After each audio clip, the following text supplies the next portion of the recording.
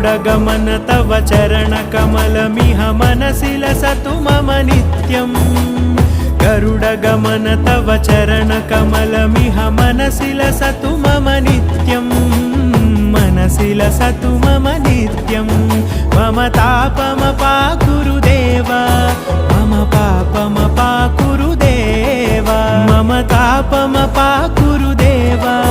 मम पापमपाकुरु देव